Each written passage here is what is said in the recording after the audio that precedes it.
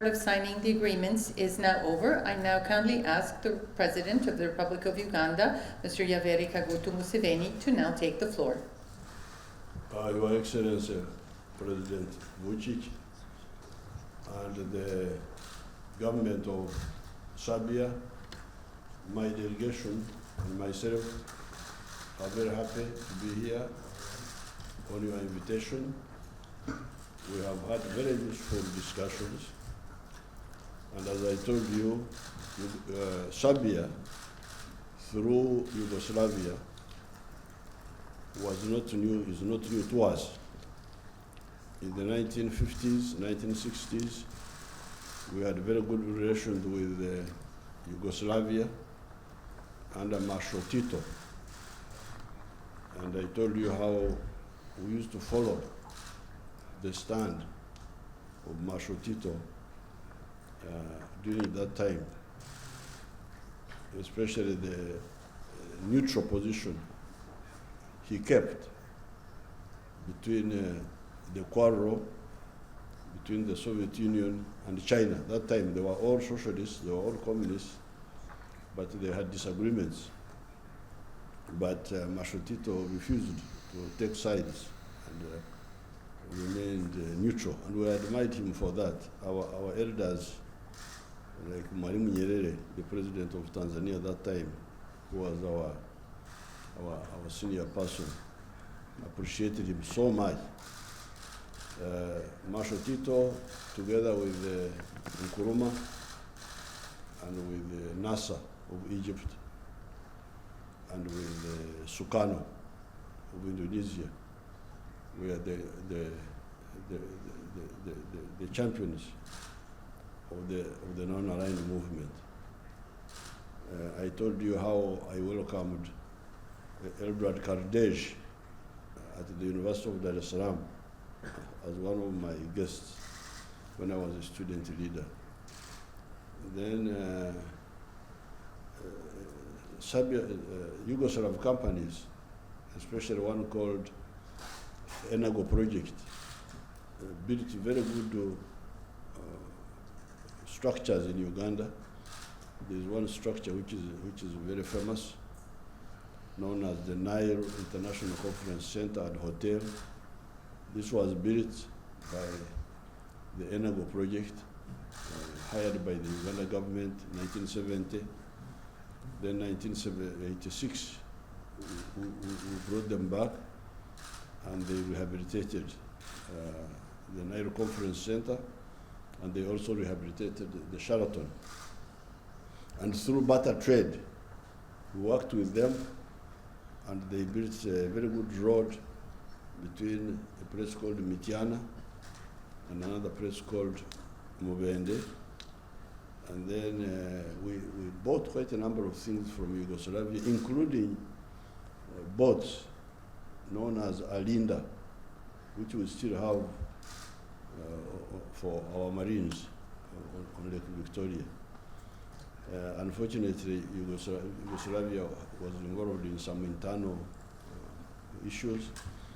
There was a little bit of disconnection, but now I'm very glad that you are stable and you are developing, and I am back here to resume our collaboration.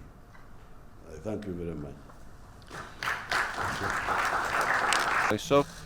And we have prepared for Mr. President Museveni some documents, photos, notes from these meetings. President Museveni is a man with outstanding experience, and talking directly to him I could learn a lot. You see that Mr. President Museveni remembers Edvard Kardelj, he remembers the dissidents of Yugoslavia, he remembers Gilas, how he and Tito went on, and I could learn a lot from President Museveni also about current political situation in Africa, the speed of African growth. Africa in total has 1.5 billion population, much bigger than India, but Africa is developing, moving forward.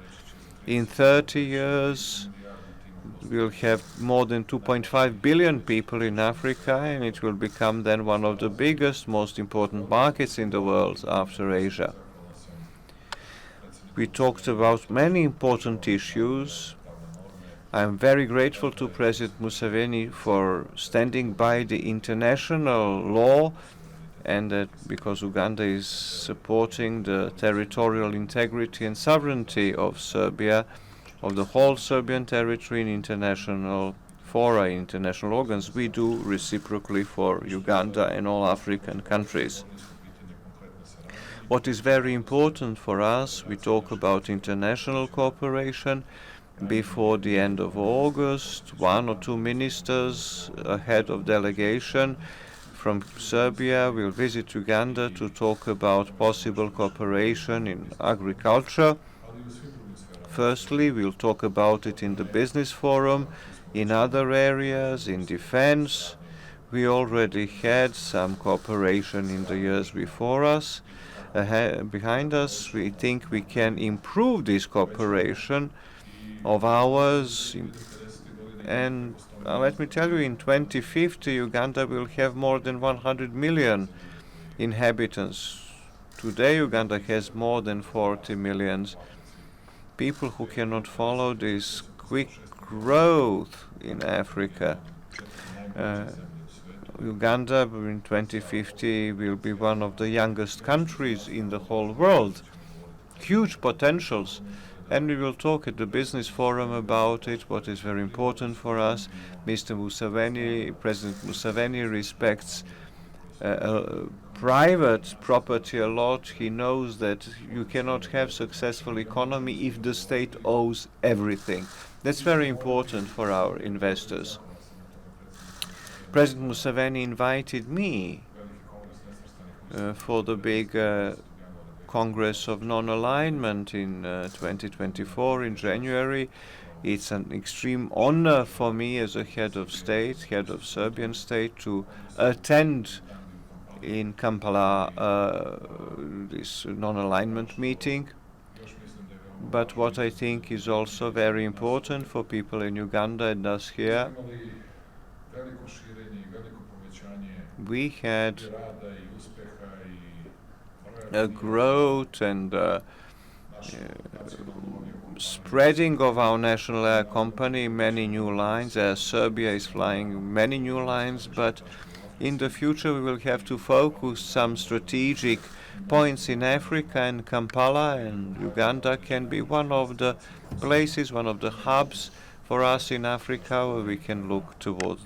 And Mr. President, I wish you the best of health, and I wish you to do a lot of good with your collaborators for our friendly people of Uganda, and we will do our best to translate into reality, to concretize the agreements we have signed today, and to show that not only we understand each other. In global politics, we want to hear from experienced people like you a lot, but we want to have cooperation to the benefit of citizens of Uganda and Serbia.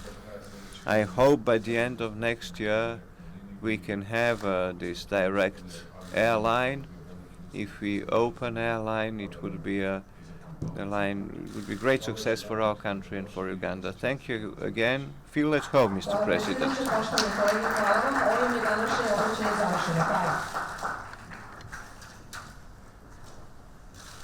Sit.